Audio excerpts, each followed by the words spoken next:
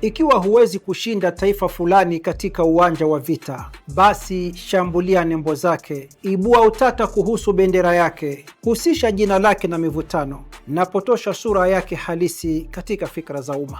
Huu ni mtindo mashuhuri unaotumiwa katika fasihi ya propaganda, mtindo ambao Israel sasa inaonekana kuutumia dhidi ya Jamhuri ya Kiislamu ya Iran. Katika mwaka mmoja uliopita, Israel na Marekani zimejaribu kuiangusha Iran katika nyanja za masuala ya kisiasa, kiusalama na kupitia vita, ili kwa madai yao ziweze kuielekeza upande wa kugawanyika na kuifanya kama ardhi iliyoteketea. Mwenendo huu ulifuatiliwa katika vita vya siku 12 kupitia mauaji ya kigaidi na mashambulizi ya kijeshi. Katika matukio ya Januari 18 na 19 pia, aina fulani ya operesheni kubwa ya matumizi ya silaha ilizinduliwa kwa kutumia vibaya maandamano ya malalamiko ya kiuchumi ya Wairani, ambapo mamia ya vibaraka wabeba silaha walitumwa katika jamii za Iran kuibua machafuko katika miji tofauti hapa nchini.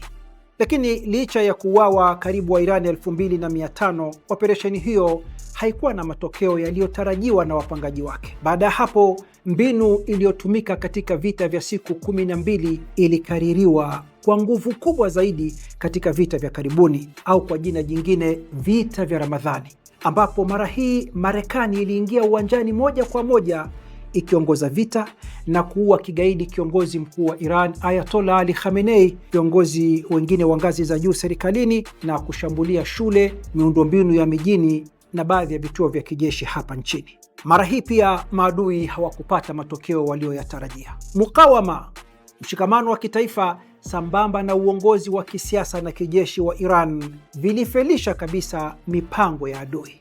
Hatimaye Donald Trump alilazimika kuomba suluhu na kwa namna fulani kukubali kulipa fidia ya vita ili kuruhusu kufunguliwa tena lango bahari la Hormuz na kuzuia mashambulizi zaidi ya Iran katika vituo na kambi za kijeshi za Marekani na pia mali za nchi hiyo katika eneo lote la magharibi mwa Asia. Sasa baada ya kushindwa huko, Israel imerejea katika vita vya taswira na nembo, ambapo inatumia vibaya wanaozungumza lugha ya Kiajemi na waungaji mkono wa utawala ulioondolewa madarakani wa kifalme nchini Iran katika nchi mbalimbali kushambulia bendera ya sasa ya Jamhuri ya Kiislamu na kuibua mapigano na raia wa Iran.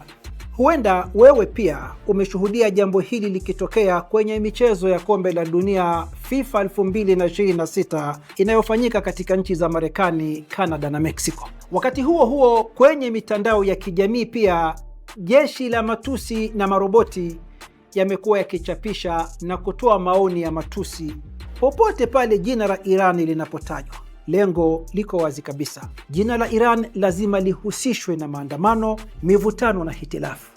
Lakini wachambuzi wanasema tabia hii, kabla ya kuwa ni ishara ya nguvu, zaidi inaonyesha kukata tamaa, kwa sababu katika kipindi kirefu kampeni ya kuharibu nembo na majina ya nchi haiwezi kuchukua nafasi ya ukweli wa mambo na hali halisi ya uwanjani.